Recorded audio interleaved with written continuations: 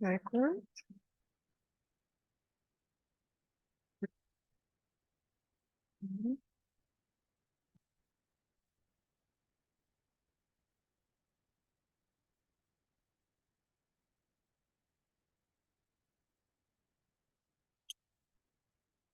Assalamu alaikum.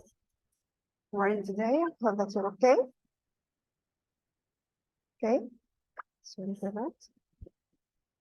Okay, as promised, today we are going to take our poetry, Sonnet 18. Sonnet 18 is written by William Shakespeare. Okay, it's a very nice poem.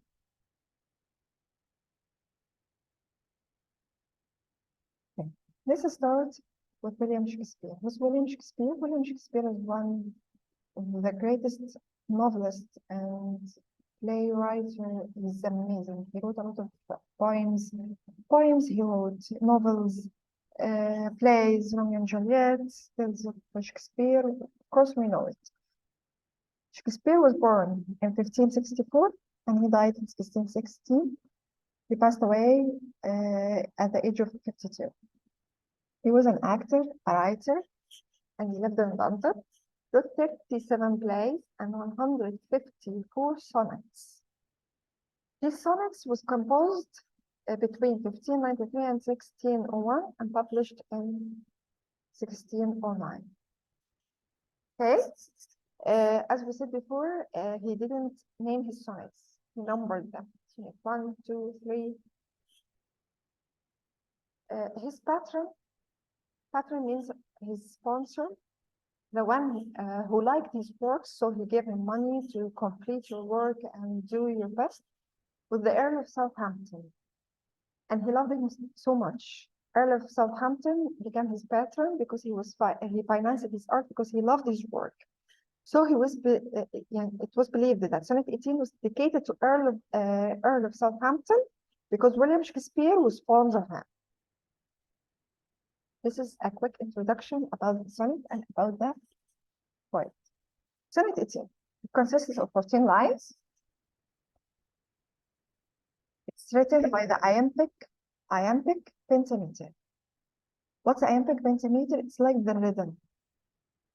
Each line in the poem, you will find that words in each line has 10 syllables. Syllables. 10 syllables. These follow a pattern of 5 pairs of syllables. These 10, you'll find them divided into 2. So 5 pairs.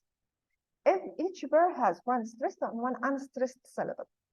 Shall, I, come, bear, thee, to, a, some, Mars, they, 10 syllables. Thou art more lovely and more temperate. 10 syllables. This is just an example. You'll find the whole sonnet like this. 10 syllables. Okay, Sonnet 18. Sonnet 18 starts with a rhetorical question, which is, should the person's beauty be compared to the beauty of a summer's day? What's a rhetorical question? A question that you know the answer. You ask the question and you know the answer of the question.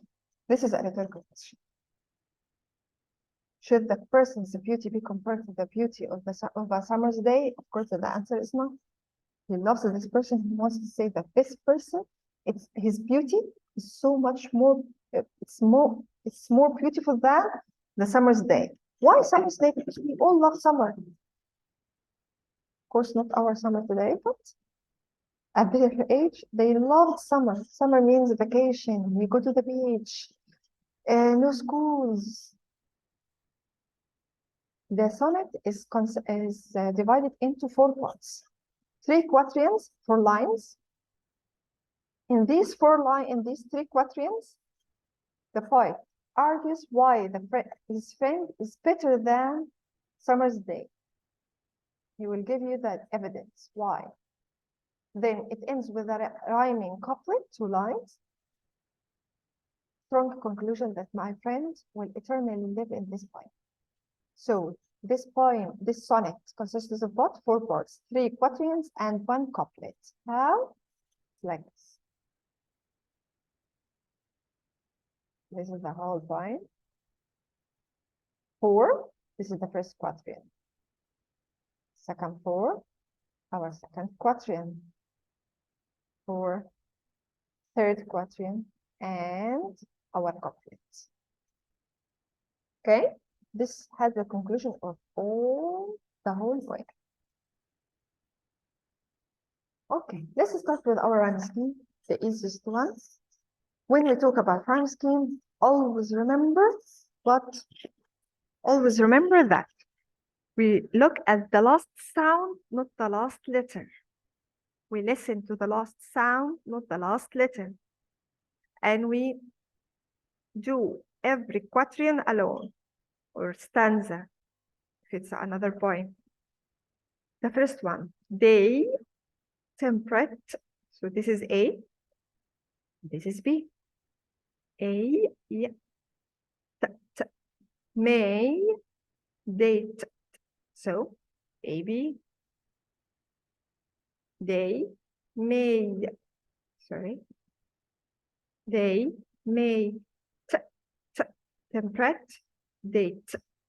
Okay, the second quatrain, shines, see, dimmed, declines, shines, dimmed, untrimmed. Okay, fade. Why didn't we do it D? Some people say we can say it's a D, but we like to do every quatrain alone or every stanza alone. So let's start a new letters. New letters. Fade, oyster, this shade, roist, C, V. So our rhyme scheme will be A, B, A, B, C, D, C, D, E, F, E, F, G, G. Very easy, right? Yes. But what if in the exam, I bring you this quatrain and tell you, give me the rhyme scheme. You have to know where's every quatrain. The first quatrain starts with shall I compare thee. The second quatrain starts with I'm time too hot. Third, and so on. Okay? And good luck. This is the easiest part. Let's start with the vocabulary. Shall I compare thee to a summer's day? Thou art more lovely and more temperate. Rough winds do shake the darling buds of May, and summer's lease hath all too short a date. Shall I compare you to a summer's day? You are more lovely and more mild, moderate. What's the meaning of mild, moderate? Mild and moderate, it's not too hot or too cold. You are moderate, in the middle. Do you know when you say someone's voice is not too loud or too short? It's moderate. And we all love moderate, being moderate. Rough winds do shake the darling buds of May. What's the meaning of buds? The small flower, because before it opens and become a flower, it's a bud. And summer's lease have all too short a date. Has too short a date. Lease is the rent. It refers to the duration of the summer. It wants to say that it's short, but lease means it's short. Sorry, the contract or the rent. Sometimes too hot the eye of heaven shines, and often is his gold complexion dimmed. And every fair from fair sometimes declines by chance or nature's changing course untrimmed. Sometimes too short the eye of heaven shines. The eye of heaven, That's it. Where is the heaven sky? Where is the eye in the sky? The sun. And often is his gold complexion, the color of the face or the skin of your face, the skin of your face. Complexion dimmed. Dimmed, it's not bright. Dimmed, less bright. And every fair beauty from fair sometimes decline by chance or nature's change, course, and trend. Decline means decay. Untrimmed, having becomes ugly.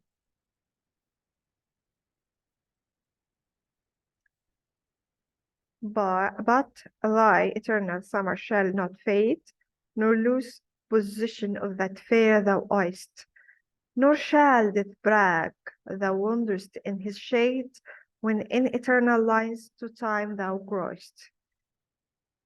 But thy eternal, lasting forever, immortal, summer shall not fade, nor lose possession of that fair thy oyst that belongs to you, the beauty that you have. Nor shall death brag. The meaning of brag boast. When someone brings perfect marks, he brags about it. Brag means I got the full marks. No one got like me. I am the first. No one can talk to. This is bragging. Thou wanderest in his shade, shadow, when in internal lines to time thou growest. So long as men can breathe or eyes can see, so long lives this, and this gives life to thee, to you. I hope it's not difficult. I hope everything is clear till now. Let's start with our poem. It's very lovely. Shall I compare thee to a summer's day? What does he want to say here? Shall I compare you to a summer day? Are you like a summer day? We all love a summer day. The perfect summer day. You are more lovely and more temperate. How can I compare you to the summer day? I can't. You are more lovely and more temperate. Sometimes, how our beloved, the one that William Shakespeare is talking about in this poem is more lovely and more temperate. He's going to say right now how rough winds do shake the darling buds of May. May is in summer. We have the flowers starting to grow. But sometimes in the summer, we have rough winds that comes and shake the flowers. Okay? So sometimes the summer is rough. So you are more temperate than the summer. And summer's lease has all too short a date. Summer comes 3 months in the year. His contract or his date is very short. It's only the quarter of the year. But you are here all the year. So can I compare you to the summer day? No, I can't. You are more lovely, more temperate. You are more important. You live the whole year with us. Not like the summer comes for 3 months and bye-bye. Shakespeare asks if he could compare his beloved to a summer's day. Then he refuses doing so. No, I can't compare you. Why? As she or he is more beautiful and more sweet-tempered. In the next 4 lines, he mentions why he doesn't like the idea of such comparison. A summer's day is sometimes so windy that it roughly shakes the tiny flowers. The summer is of a short duration. It has short duration. Okay. Let's think here. Give you 2 seconds to think about where's our figure of speech.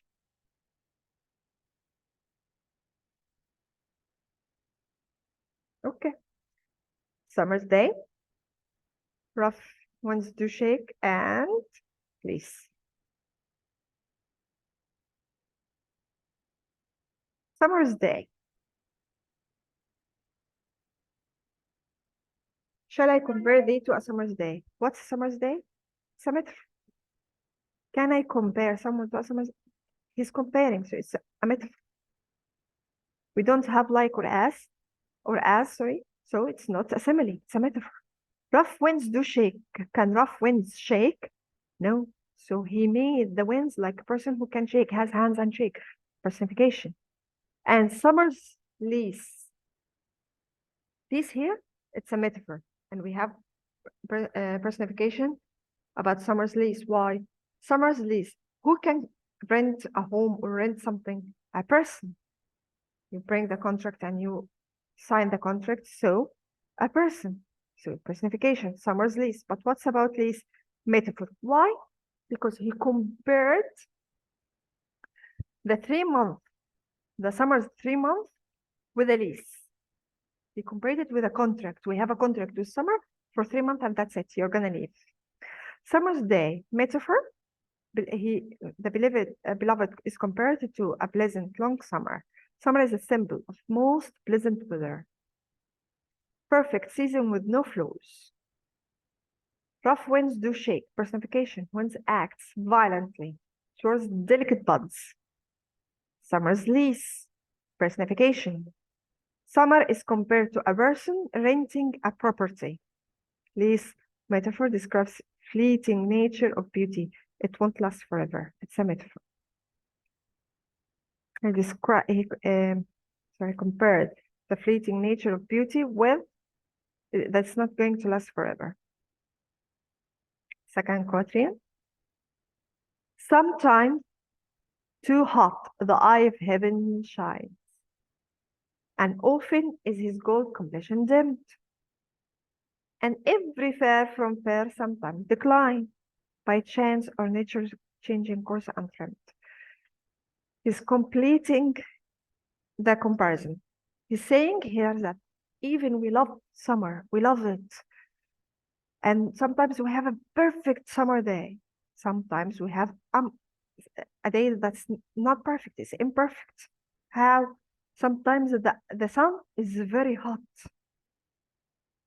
And sometimes this hotness is like, it makes the complexion, change the color of our skin. Sometimes this beauty from fair declines. This beauty, it doesn't last forever. By chance, so we are in summer. By chance, we have today, a day is perfect. Another day it's imperfect. And sometimes it's nature changing course. It's nature. Summer has to leave and the second season comes. The sun in summer is very hot and sometimes the sky is cloudy. It's a well-known fact that every beautiful thing at a certain point will stop being beautiful, either by an accident or naturally by time and death. Yeah, the first metaphor, the first figure of speech is very easy. Eye of heaven.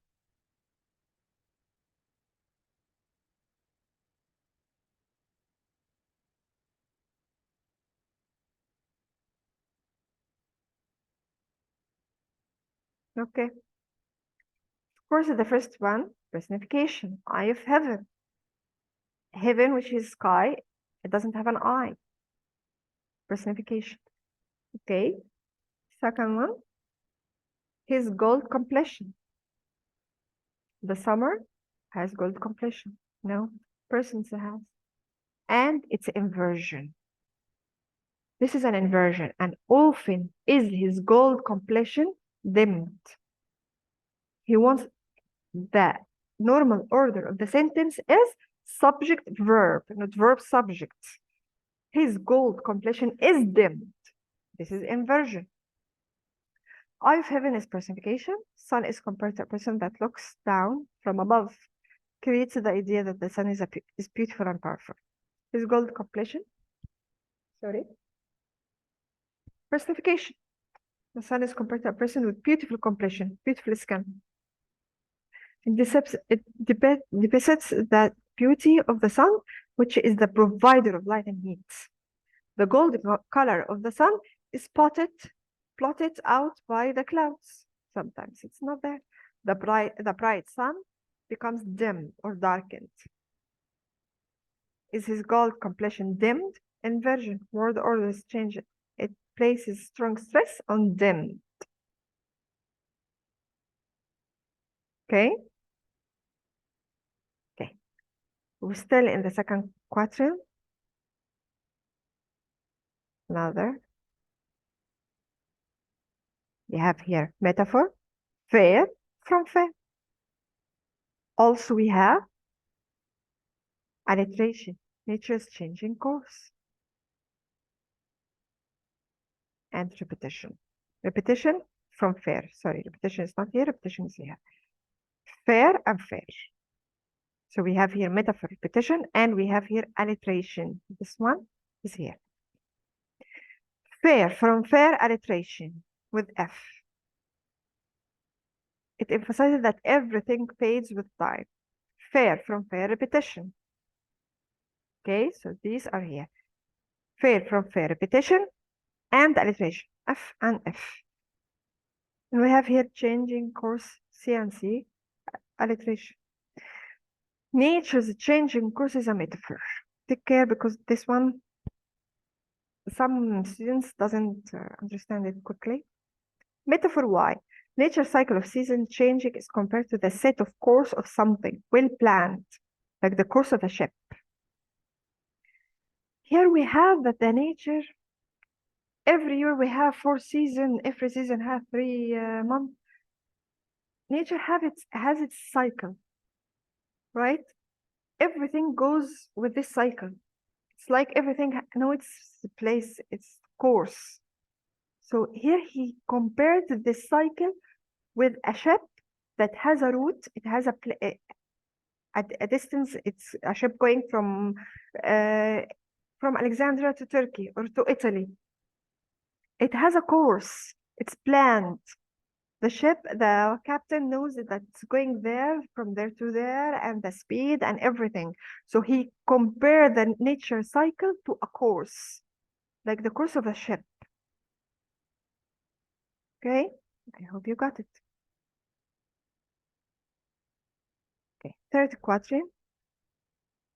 By thy eternal summer shall not fade, nor lose possession of that fair thou eyest. Okay.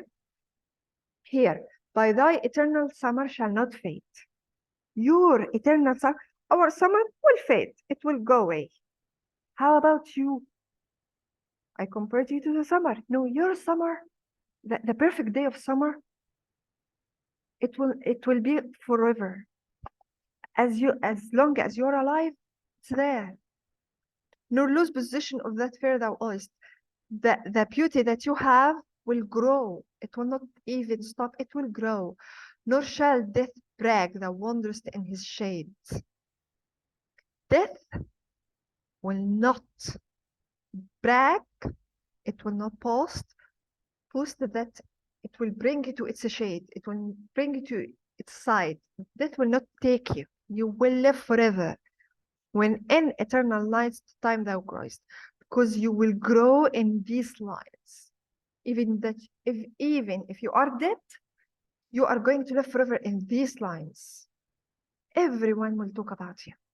Then the poet says that his beloved's youth and beauty will be everlasting, as he is sure that his beloved will always be beautiful and never be affected by the old age. Even death will fail to put his hair in its dark shadow. Take care of this one. She will actually live in his poetry, which will be always read as long as mankind exists. But thy eternal summer, okay. Here.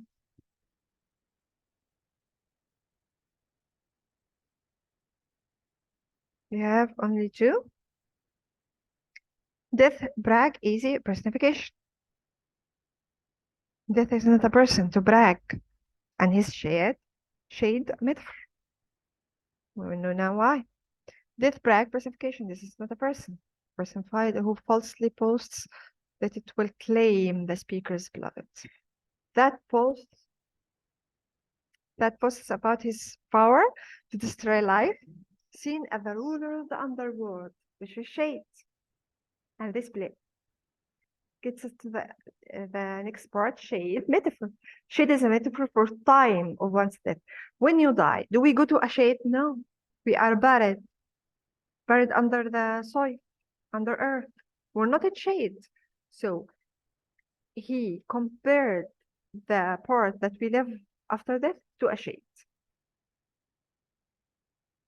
so long as man can breathe or eyes can see, so long lives this, and this gives life to thee. The final couplet explains that the beloved's eternal summer will continue as long as there are people alive to read this poem, this sonnet. Here, William Shakespeare is bragging about himself. He says that death will not be able to brag about being able to take his beloved to his side. But William Shakespeare is bragging that he will make his beloved eternal. Why? Because he talked about him in his sonnet, in these lines, in this poem, in this sonnet, okay? So he will live forever. As long as there are people like us, people who has eyes and see and can read poetry, loves to read poetry, and will read this poem, his beloved person is going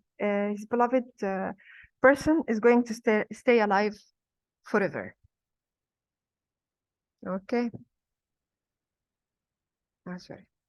You have to hear eyes can see. This one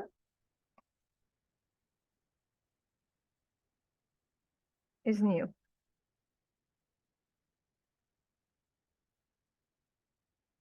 Why? It's something called synecdoche. Synecdoche.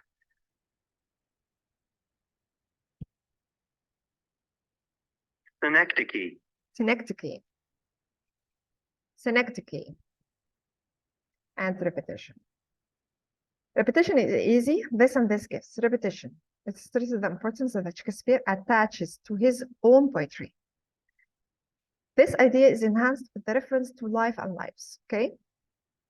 Life and lives. So long lives this and this gives.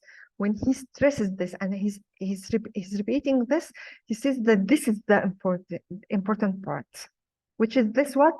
The lines, the poetry. He's saying that the most important thing is not his beloved, no, it's the poetry, his poetry. I made you eternal. Okay, eyes can see. Synecdoche. Synecdoche, it's like a metaphor. When I bring something, a part of something, to refer to the whole. I want to say that, I want to say that as long as people are here and they are studying and they are reading poetry and. What did I say? People? No. Illiterate people? No. I brought eyes, a part of them, to refer to the whole. So this is called synecdoche. And this is the end of our session. This is the poetry, the whole poetry of our session, of our term. Of course, in the class, we will talk more and we will illustrate more. I hope that you will listen to this session. Good luck and goodbye.